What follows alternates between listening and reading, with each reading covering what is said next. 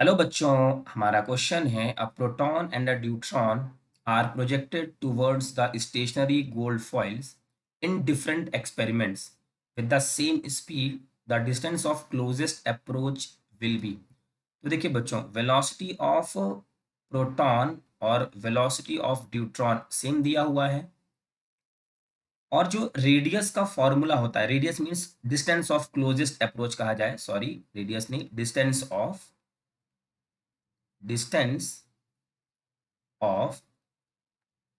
Closest approach are,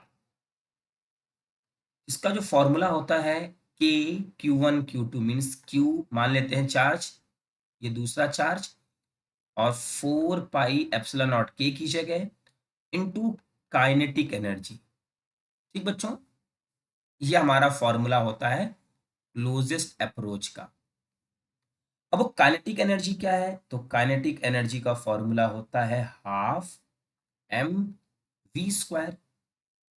ठीक है, उसके बाद यहाँ से अगर हम रेडियस ऑफ प्रोटॉन की, sorry closest approach for proton की हम बात करें, क्या हो जाएगा, ये क्यू 2 पाई यहाँ पे रखेंगे अगर हम 4 pi epsilon not, kinetic energy की वैल्यू ½ mv², तो ये कितना हो जाएगा आर पी क्यू। 4 की जगह ये कैंसिल आउट हो जाएगा, 2 pi epsilon not mass of proton और वेलोसिटी ऑफ प्रोटॉन का स्क्वायर। उसी तरीके से ड्यूट्रॉन की हम बात करेंगे, तो Q 2 pi epsilon not mass of deuteron और वेलोसिटी ऑफ ड्यूट्रॉन का स्क्वायर। बच्चों, जो चार्ज होते हैं इनके सेम होते हैं। देखिए यहाँ पे एक न्यूक्लियस का हमने एक जनरल फॉर्मूला लिया है, एक न्यूक्लियस वाला चार्ज, गोल्ड फॉइल का जो न्यूक्लियस, और एक जो हमने चार्ज भेजा है, ये प्रोटॉन का चार्ज और ये न्यूट्रॉन का चार्ज, दोनों के सेम होते हैं, मास अलग अलग होते हैं। तो अगर हम इसको देखें तो ये सारी क्वांटिटी कांस्टेंट है, वेलोसिटी भी कांस्टेंट। तो हम ये लिख सकते हैं are is proportional to 1/m, जिसका मास ज्यादा उसका क्लोजेस्ट अप्रोच कम। तो जो मास ऑफ ड्यूट्रॉन होता है as compare to mass of proton ज्यादा होता है, और अगर ऐसा हुआ तो क्या होगा, जिसका मास ज्यादा उसका क्लोजेस्ट अप्रोच कम। तो हम लिख सकते हैं आर डी आर पी से कम होगा। कितना होता है मास ऑफ ड्यूट्रॉन, करीब करीब 2 गुना ज्यादा, 2.013,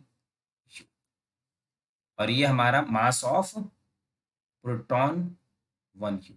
ठीक, करीब करीब 2 गुना ज्यादा।